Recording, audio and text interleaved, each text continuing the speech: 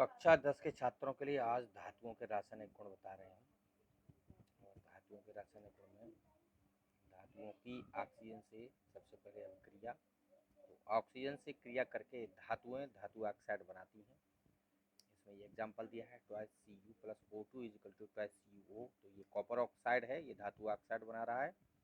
ऐसे ही इसी तरह 4Al plus thrice O2 is equal to twice Al2O3, ये एल्यूमिनियम ऑक्साइड बना है।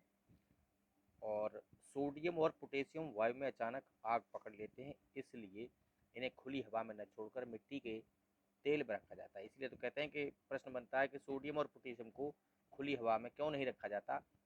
इसीलिए नहीं रखा जाता कि वो बहुत ही एक्टिव होते हैं, क्रियाशील होती हैं और तुरंत ही हवा के संपर्क में आने पर वो आग पकड़ लेते हैं। इसीलिए इनको मिट्टी के तेल में डुबो कर रखा जाता है। और Ag तथा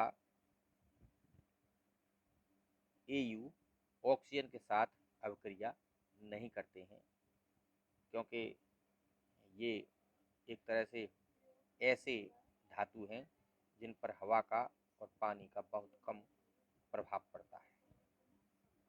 अगला पॉइंट है धातुओं की जल के साथ क्रिया।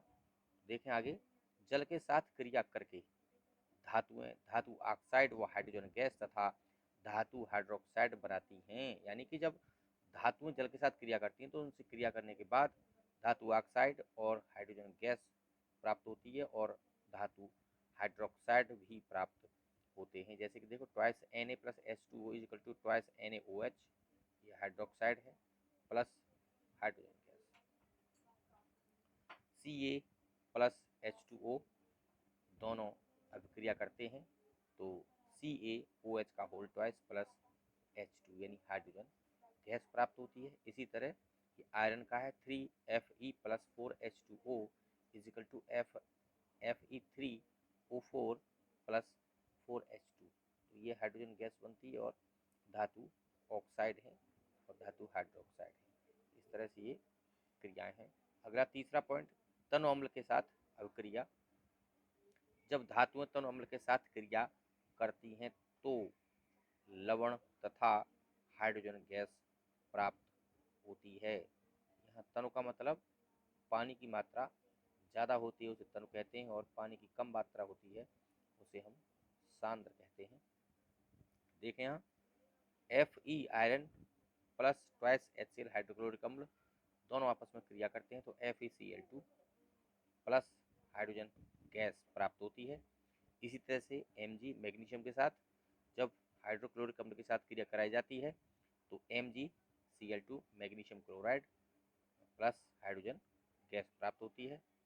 इसी तरह यहाँ देखें एक मुख्य बिंदु है ये, कॉपर चांदी हाइगेरियम यानी CuAgHg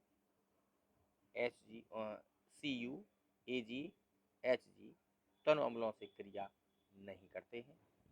अब यहाँ दिया है ये सक्रियता का घटता हुआ कम, क्या क्रम है इसका। तो धातुओं की जो सक्रियता है सबसे पहले सबसे ज़्यादा के में पोटेशियम में है, सोडियम का है, कैल्शियम का है, मैग्नीशियम का है, एल्यूमिनियम का है। ये घटता हुआ क्रम है, सबसे ज़्यादा यहाँ, फिर इससे कम ये, फिर इससे कम Ca, फिर इससे कम Mg, फिर इससे कम Al, Zn, Fe, Pb, ये पूरा एक घटता हुआ इसका क्रम दिया हुआ है, इसे आप ध्यान से देखें।